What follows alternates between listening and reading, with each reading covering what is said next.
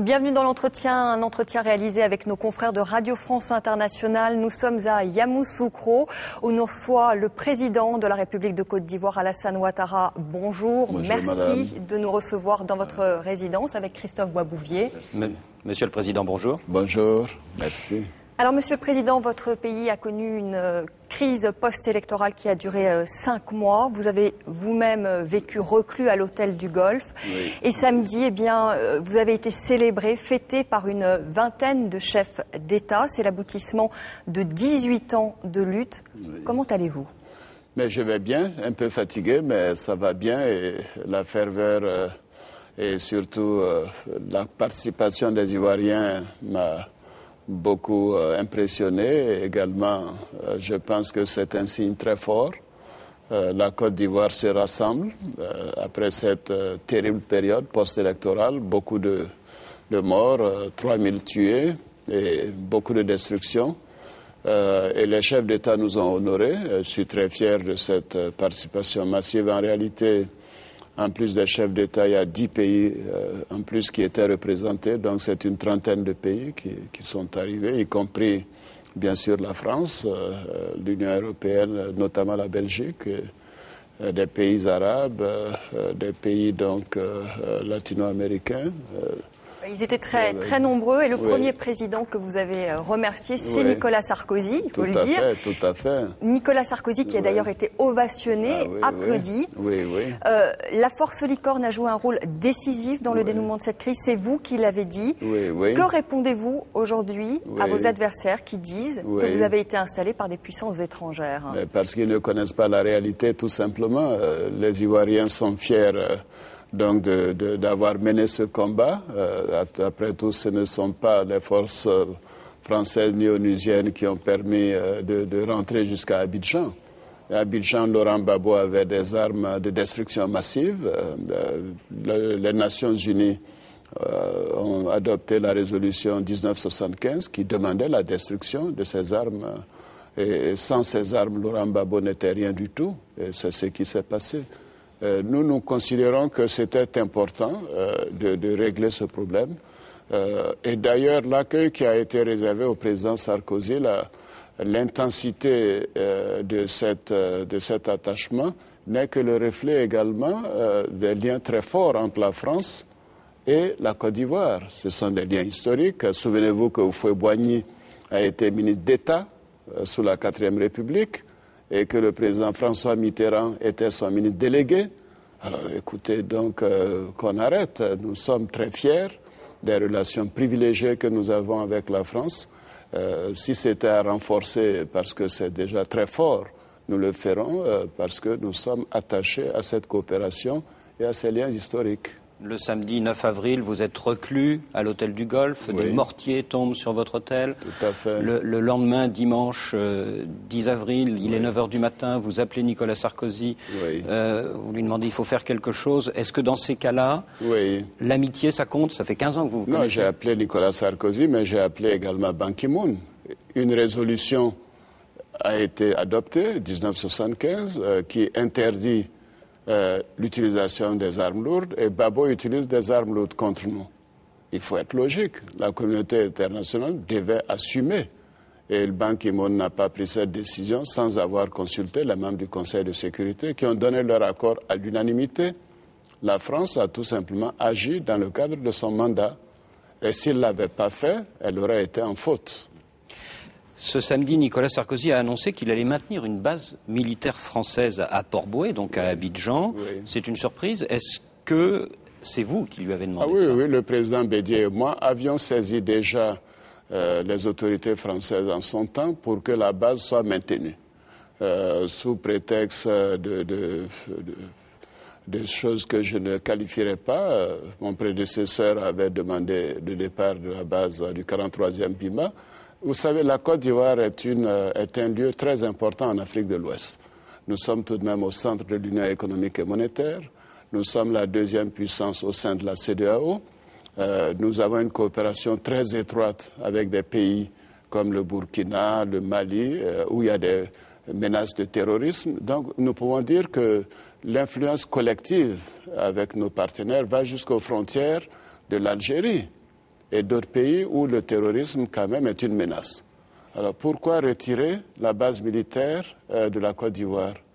Je trouve que c'est un instrument important de lutter contre le terrorisme. Il faut que cette base soit renforcée. Il faut que toute cette sous-région soit en paix et soit protégée parce que nous n'avons pas les moyens de renseignement ou de suivi pour régler ces problèmes terroristes. Mais vous ne craignez pas qu'on parle de France-Afrique? Non, c'est plutôt l'Afrique qui demande cela. Et l'Afrique fait partie du monde. Pourquoi voulez-vous chaque fois singulariser l'Afrique? Les États-Unis ont des bases dans d'autres pays. En quoi cela gêne? Il y a des bases au Moyen-Orient. Cela ne gêne pas. Quand il s'agit de protéger l'Afrique, on en fait un complexe. Nous n'avons pas de complexe. Nous voulons travailler à protéger les Ivoiriens, à protéger les Africains, à développer les relations entre l'Afrique et tous les pays. Et nous n'avons que l'objectif de l'intérêt de l'Afrique, de la Côte d'Ivoire, des Africains et des Ivoiriens. Lors de votre discours d'investiture, Monsieur le Président, vous avez beaucoup parlé évidemment de réconciliation, mais on n'a pas grandement entendu le mot pardon. Est-ce qu'on peut se réconcilier sans pardonner? Non, point du tout. On doit se réconcilier dans le dialogue. Ce dialogue doit être empreint de vérité. C'est pour cela que nous avons appelé notre commission Dialogue, Vérité, Réconciliation. Vous savez, il faut que l'aboutissement, nous ayons un processus de justice positive et de justice, je dirais, négative. La justice positive, effectivement, c'est le pardon. Mais la justice négative, c'est également de punir les crimes les plus graves. Il faut bannir l'impunité en Côte d'Ivoire. Cela a été un problème central des difficultés de notre pays et nous allons pardonner ce que nous pouvons pardonner. Cela dépendra des recommandations de la Commission, mais parallèlement, le processus judiciaire va continuer. Les crimes graves seront punis. Alors justement, concernant Laurent Gbagbo, qui est toujours à Korogo dans le nord du pays, par qui va-t-il être jugé, Laurent Gbagbo? Par la Cour pénale internationale ou par des tribunaux ivoiriens? Oui, non, il y aura deux catégories. Il y a tout de même des catégories qui relèvent des tribunaux ivoiriens, la corruption, la déstabilisation, la confiscation du pouvoir après les résultats de l'élection, les forfaitures, etc. Tout ça peut être jugé par les tribunaux ivoiriens. Mais à côté, nous avons tout de même des crimes de guerre, des crimes contre l'humanité, des crimes de sang. Nous pensons et nous demandons que ce soit la Cour pénale internationale qui... Donc Laurent Gbagbo ira à la CPI? Nous demanderons que Laurent Gbagbo, j'ai déjà écrit d'ailleurs pour le demander, pas seulement lui et d'autres personnes. Il y a certainement des chefs d'État que vous avez reçus ce samedi qui ont dû vous dire non, laissez tomber. Aucun. Il faut... Non, j'ai eu un dîner restreint avec les chefs d'État, y compris le président de l'Union africaine. J'ai discuté avec le président de la CEDEAO, de l'UMOA. Écoutez, c'est trop grave ce qui est arrivé. Pourquoi certains chefs d'État devraient être devant la Cour pénale internationale pour ce qu'ils ont fait? Des crimes de sang, des crimes de guerre, et que Laurent Gbagbo ne le soit pas. Et vous ne craignez pas qu'à l'occasion d'un procès à Abidjan, Laurent Gbagbo transforme ce procès en tribune politique? Vous savez, je crois qu'il n'a aucune influence réellement. Il a maintenu les gens par la terreur, par l'argent. Maintenant qu'il est donc dépouillé des moyens de l'État, il sera jugé sur ces questions de manière tout à fait normale. D'ailleurs, ce que je crains, c'est que peut-être il y ait une tentative d'enlèvement ou peut-être de violence à son endroit. Et c'est pour cela que je l'ai envoyé à Korogo, pour le protéger en réalité. Mais il sera jugé. Il sera jugé en interne et je demande qu'il soit jugé par la Cour pénale internationale. Monsieur le Président, vos hommes, les FRCI, ont commis également des exactions, notamment dans l'ouest du pays, à Douékoué. Vous avez dit qu'il n'y aura pas d'impunité pour ces hommes-là. Est-ce que ces hommes-là ont déjà été arrêtés? Est-ce qu'il y a eu des premières arrestations? Madame, il faut d'abord faire le point, que nous sachions ce qui s'est passé. Nous avons diligenté le procureur de cette région, qui est allé faire des investigations. J'ai demandé à la Commission des droits de l'homme de faire également une enquête. Et donc, à l'issue de ces enquêtes, tous ceux qui auront des choses à se reprocher, à qui on reprocherait des crimes, seront jugés. tous les Ivoiriens sont égaux devant la loi. Il n'y aura pas d'exception. J'ai dit tout à l'heure, je suis contre l'impunité, ceci veut dire l'impunité contre tous ceux qui commettent des crimes. Pas d'impunité également pour ceux qui ont tué Ibrahim Koulibaly. Ibrahim Koulibaly, c'est le chef, on le rappelle pour nos téléspectateurs, du commando invisible, qui vous a soutenu lors de la bataille d'Abidjan, qui a été tué par vos hommes. Il n'y aura pas non plus d'impunité pour les commanditaires? Vous allez trop vite là. Ibrahim Koulibaly, j'ai fait faire une autopsie. Les circonstances de la mort doivent être bien clarifiées. C'est une bataille qui a conduit à sa mort. Et nous verrons comment les choses se sont passées. Il y aura une enquête approfondie et en fonction des résultats de l'enquête, nous prendrons les mesures nécessaires. Mais n'avez-vous pas demandé à ce qu'il soit fait prisonnier, comme Laurent Gbagbo? Bien sûr. Écoutez, si j'ai demandé que Laurent Gbagbo soit fait prisonnier, j'ai demandé la même chose pour Ibrahim Koulibaly. Laurent Gbagbo, quand il a été arrêté, sa première phrase a été de dire « ne me tuez pas ». Les gens lui ont dit « le président nous a dit de toute façon qu'on ne doit pas toucher à un seul de vos cheveux ». Mais apparemment, on me dit que pour Ibrahim Koulibaly, plutôt, ces gens ont riposté, ont commencé à tirer sur le FRC. Mais je préfère ne pas rentrer dans ces détails. Laissons l'enquête suivre son cours et nous en tirerons toutes les conséquences. Monsieur le Président, que répondez-vous à ceux qui disent que vous ne contrôlez pas vos troupes, que vous ne contrôlez pas tous vos soldats? Mais écoutez, c'est l'heure, je suis pour la liberté d'expression. Vous savez, la Côte d'Ivoire a été divisée, était dans un état de désordre. Regardez des pays qui étaient tenus comme la Tunisie ou d'autres pays que je ne citerai pas, qui ont eu des régimes très forts, avec des personnalités tout de même qui ont fait non seulement la sécurité leur objectif, mais également le développement économique. Et quand il y a un vide sécuritaire, qu'est-ce qu'on fait? Il n'y a plus personne. Et ce qui s'est passé à Abidjan, nous n'avons pas eu ces difficultés ailleurs. Là, à l'ouest, c'était la même chose. Parce que Laurent Gbagbo avait organisé une situation de révolte, de tuerie, de développement des miliciens, des mercenaires. Alors, quand il n'y a pas d'ordre, évidemment, ça devient compliqué. Mais vous savez, Abidjan est quand même apaisé maintenant, en un mois. Mais vous savez bien les miliciens ont été exclus d'Abidjan. Les mercenaires également. Vous savez bien que dans certains quartiers comme Yopougon, beaucoup de gens restent terrorisés, n'osent pas sortir de chez eux. Ils sont terrorisés notamment par les FRCI. Est-ce que vous allez les remettre au pas?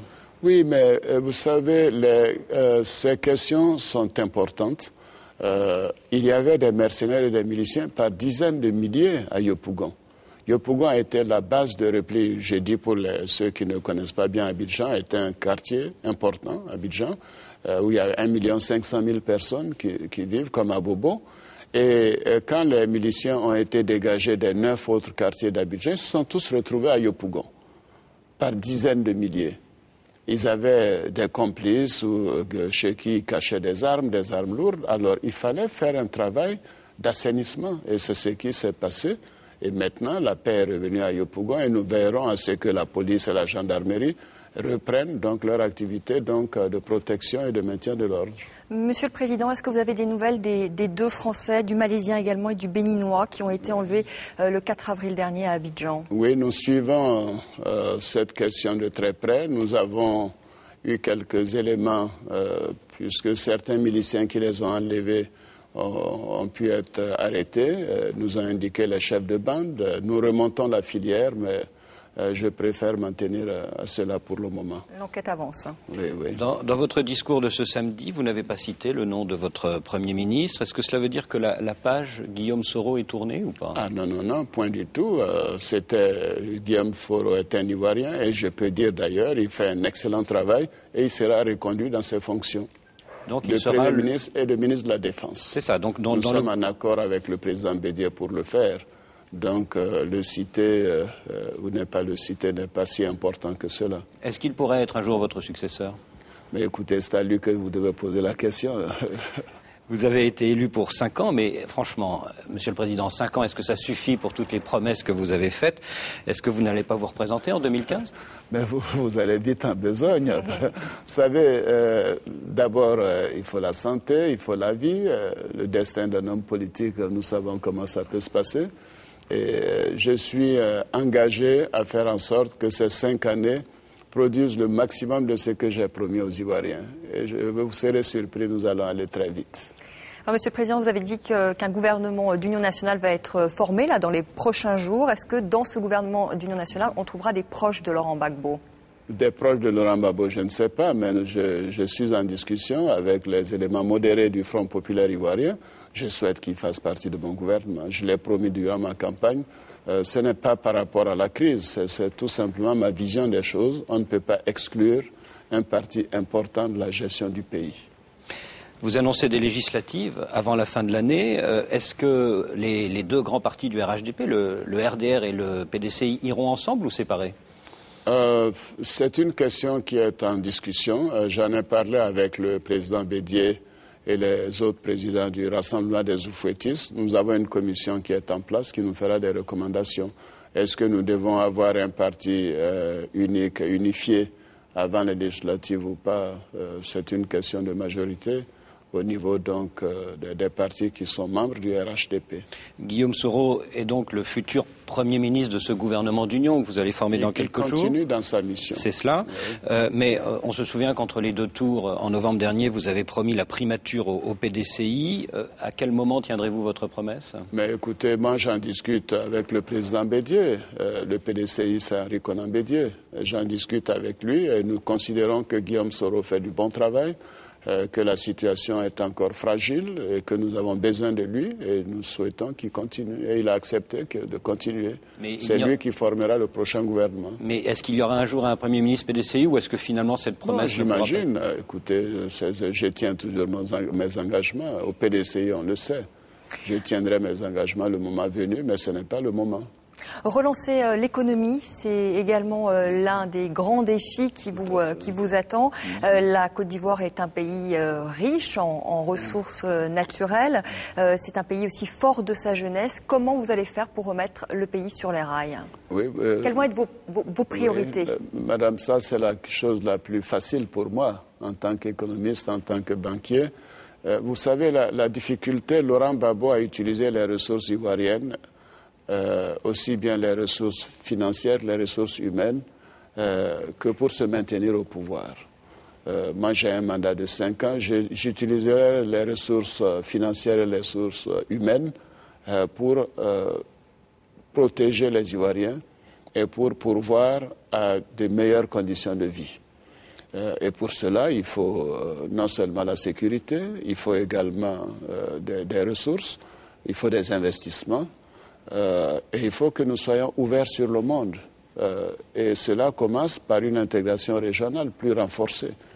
Donc en faisant cela, je pense que nous aurons les instruments nécessaires pour avoir une croissance économique très forte, au-delà de 7-8% dans les 2-3 prochaines années. Cela nous permettra d'absorber le chômage et de créer des emplois pour les jeunes. Le mal du pays pendant ces 10 dernières années a été l'utilisation par Laurent Gbagbo de la jeunesse, l'instrumentalisation de la jeunesse, à faire de la violence plutôt que de leur procurer des emplois. Ma stratégie est inverse. Et je ferai en sorte également qu'il y ait de la bonne gouvernance dans ce pays. Il n'y aura pas donc d'utilisation des ressources publiques à des fins personnelles. Et d'ailleurs, j'aurai l'occasion de le démontrer à l'occasion de la formation de mon gouvernement. Mais la bonne gouvernance, Monsieur le Président, tous vos prédécesseurs l'ont promise, notamment dans la filière cacao. Ça n'a jamais marché. Qu'est-ce que vous ferez de mieux que vos prédécesseurs pour nettoyer cette filière? Référez-vous à ma gestion de 90 à 93. Je pense que c'est une période tout de même... beaucoup reconnaissent qu'il y avait moins de corruption, il y avait moins de difficultés de ce genre et que nous avons eu à démettre des hauts fonctionnaires pour leur gestion. Nous avons eu à démettre des militaires, des policiers pour leur comportement abusif. Et nous reprendrons le même programme. Il faut sévir. Il faut mettre fin à l'impunité. Et cela ne va pas dire seulement au niveau des crimes majeurs, mais également de la petite corruption. Il faut arriver à donner un réflexe de bon comportement de citoyens à tous nos compatriotes. Y compris chez les policiers et les gendarmes, oui, bien entendu, qui raquettent sur les rues et les routes. Oui, ben, écoutez, ça se fait un peu partout dans le monde, surtout en Afrique, et nous prendrons des mesures pour assainir donc la gendarmerie, la police comme l'armée. Et le pétrole et les autres secteurs porteurs, comme les télécoms, le BTP, est-ce que vous allez revoir les contrats conclus par votre prédécesseur ? Tout sera audité et tout sera revu, en fonction, bien sûr, de la manière dont les contrats ont été donc négociés.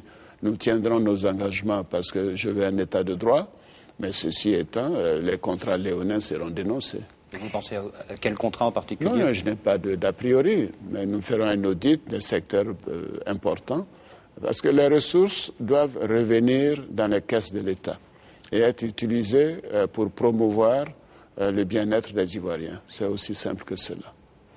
Dominique Strauss-Kahn, Monsieur le Président, vous l'avez rencontré il y a un an, ici même, en Côte d'Ivoire. Tout le monde est stupéfait de ce qui arrive à Dominique Strauss-Kahn. Est-ce que c'est votre cas également ? Dominique Strauss-Kahn est un ami. Je suis peiné par ce qui arrive. Et, bien entendu, il faut attendre que la lumière soit faite et que la justice fasse son travail aux États-Unis. Vous êtes stupéfait, mais au-delà, une semaine après, est-ce que ça ne donne pas à réfléchir sur le destin de chacun d'entre nous ? Ben, écoutez, je ne souhaite pas aller plus loin sur cette affaire. Oui. Mais ça vous peine, hein ? Mais oui, écoutez, un ami qui se trouve dans une situation pareille, c'est toujours pénible. Alors évidemment, vous en avez parlé ce samedi avec Nicolas Sarkozy. Est-ce que la mise hors jeu de M. Strauss-Kahn ouvre plus le jeu politique en France pour M. Sarkozy l'année prochaine ? Je ne vais pas me mêler tout de même de la vie politique française. Non, nous n'en avons pas parlé, Nicolas Sarkozy et moi. Non. Nous n'avons pas parlé. C'est une question franco-française. J'ai suffisamment de problèmes à régler en Côte d'Ivoire. Je crois que soyons modestes quand même. Je souhaite que les Français fassent leur élection librement, comme nous l'avons fait en Côte d'Ivoire. Et puis voilà. Merci, Monsieur le Président, de nous avoir reçus, Christophe Boisbouvier et moi-même, ici à Yamoussoukro, dans votre résidence. Bonne chance, la route va être longue, les défis qui vous attendent nombreux. Merci de nous avoir reçus à Yamoussoukro. C'est la fin de cet entretien. D'autres infos sur notre chaîne. Merci bien.